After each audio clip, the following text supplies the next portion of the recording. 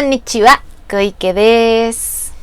La verdad es que ver Onyx Equinox no es para nada sencillo si desconoces la mayoría de nombres, dioses, culturas, civilizaciones e incluso si llegas a tener una pequeña noción porque eres mexicano, la mezcolanza y la cantidad de datos que te da a veces llega a ser abrumador.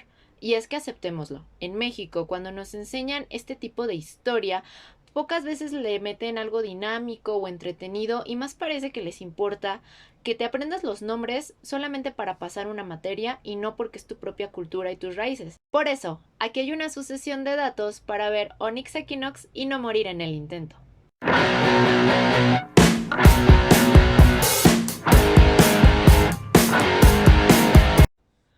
La primera civilización de la que les voy a hablar son los aztecas.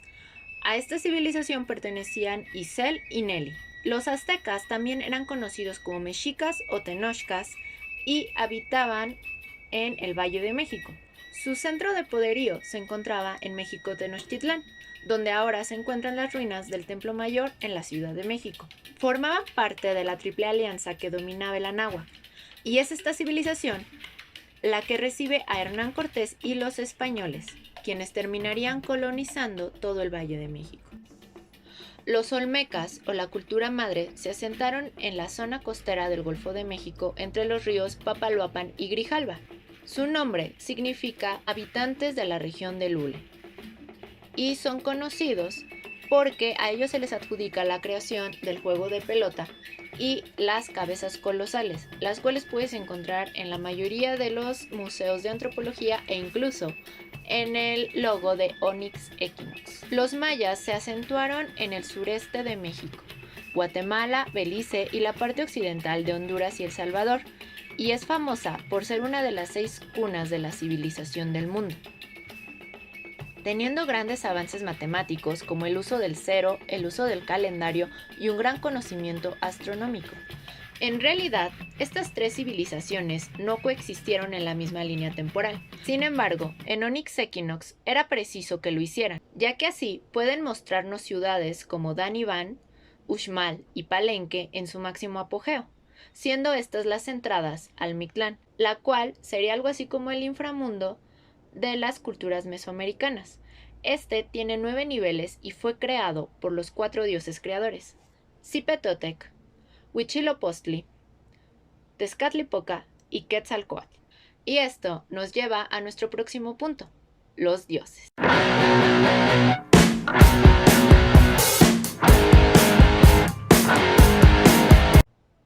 A pesar de que aparecen más dioses, les voy a hablar de los que son principales para que puedas entender la historia. El primero de ellos es Mictlantecutli, quien ya les había comentado en mi video anterior que es el señor del Mictlán y el cual desencadena toda la trama. Por cierto, en el otro video les dije que eran 13 episodios de Onyx Equinox, pero en realidad son 12. Quizás ese capítulo es uno que yo deseaba como dando solución o dándonos una probadita de lo que veremos en la siguiente temporada.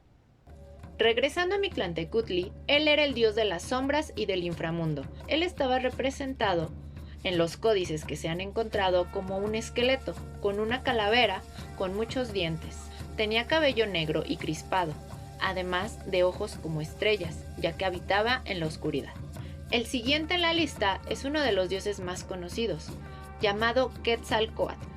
Su nombre significa serpiente emplumada y es el dios de la vida, de la luz, de los vientos. Había muchas leyendas que giraban en torno a él. Sin embargo, una de las más importantes y que probablemente todos conocemos o hemos escuchado hablar es esta, donde dice que él se fue, pero en algún momento regresará a recobrar su trono. Y es precisamente esta leyenda lo que llevó a Moctezuma Xocoyotzin a aceptar a Hernán Cortés y a los españoles, ya que la figura de Quetzalcóatl era blanca, era brillante. Por eso es que él cree que Hernán Cortés es en realidad Quetzalcóatl encarnado que ha regresado. Como hermano y rival del anterior tenemos a Tezcatlipoca, uno de los dioses de los que más se va a hablar a lo largo de la trama. Él era el dios de la providencia, de la oscuridad y de lo invisible.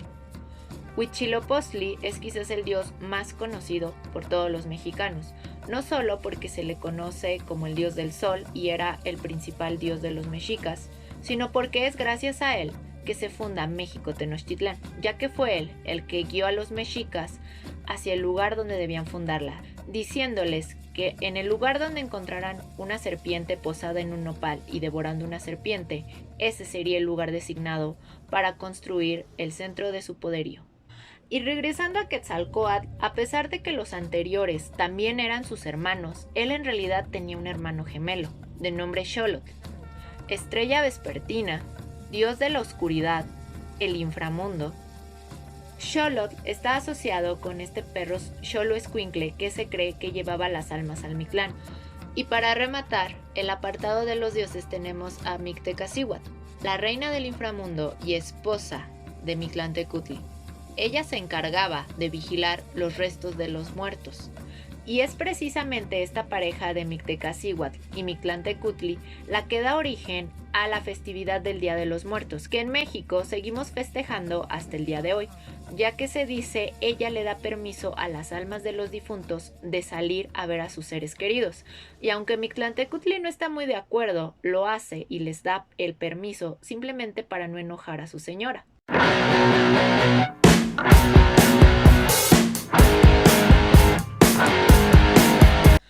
Y así llegamos a la parte de los mitos.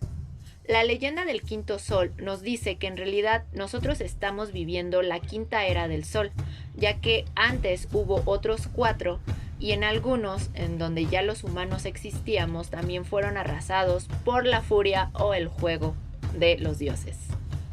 El primer sol fue Tezcatlipoca y reinó 676 años hasta que la serpiente emplumada lo tira pegándole con el bastón. En ese entonces la tierra todavía no estaba habitada por mamíferos o por humanos. En realidad todo estaba cubierto de agua. Entonces Tezcatlipoca cae al agua y se transforma en una pantera, en Yautl.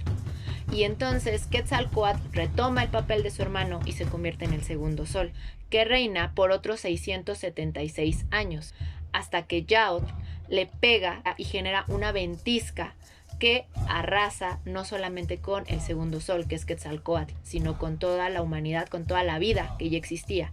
Entonces Tezcatlipoca llama a su hermano Tlaloc, y es Tlaloc, el dios de la lluvia, quien se convertirá en el tercer sol, reinando por 364 años, hasta que Quetzalcóatl hace llover fuego. Siendo Tlaloc removido del cargo, Quetzalcóatl pone ahora a su esposa, Chalchihuitlicue, quien reina por 312 años. Esto hasta que Tezcatlipoca lanza un diluvio, quitándola no solamente del cielo, sino arrasando de nuevo con la humanidad. Y entonces llegaría el quinto sol, el cual nos rige hasta nuestros días y como todos los otros soles, en algún momento se extinguirá. La leyenda de la creación del quinto sol es mexica y hay varios códices que hablan de distintas versiones. Sin embargo, en general va así. Estaban todos los dioses reunidos para ver quién sería el nuevo sol. Estaban alrededor de una fogata y dijeron, los más importantes, que aquel dios que quisiera convertirse en un nuevo sol debía saltar directo a las llamas de la hoguera, pero nadie se movía. Es entonces cuando un dios andrajoso, ensombrecido, con verrugas, realmente con una apariencia despreciable, se pone de pie. Todos los dioses se miran pensando cómo va a ser este el nuevo sol, el que se supone que debe ser esplendoroso. Y entonces el dios Tecusistecatl, que era el dios de los caracoles y que además era muy arrogante, se pone de pie. Todos le aplauden, lo vitorean y le gritan que se lance, que se lance. Él se acerca a la hoguera, pero en cuanto empieza a sentir el calor, pues le da muchísimo miedo. Ya sin saber qué hacer, le gritan a Nanahuatzin, que es el dios que principalmente se puso de pie, aquel feo, horrendo, andrajoso. Le dicen, bueno, lánzate tú, si nadie más va a hacerlo, hazlo tú. Él entonces se avienta a la hoguera, las montañas se caen, el cielo se desploma y de pronto una bola luminiscente sale de la hoguera, el cielo se abre y se la traga. Y entonces los dioses saben que habrá un nuevo sol, aunque para eso todavía tendrán que esperar. Por fin, por el oriente aparece el nuevo sol. Sin embargo, solamente se queda allí estático. Así que, pues, no lo sé, en aquel entonces esa era la manera de arreglar las cosas. Deciden hay que ofrecerle sangre. Agarran sus cuchillos de obsidiana, se cortan para que pueda alimentarse de su sangre.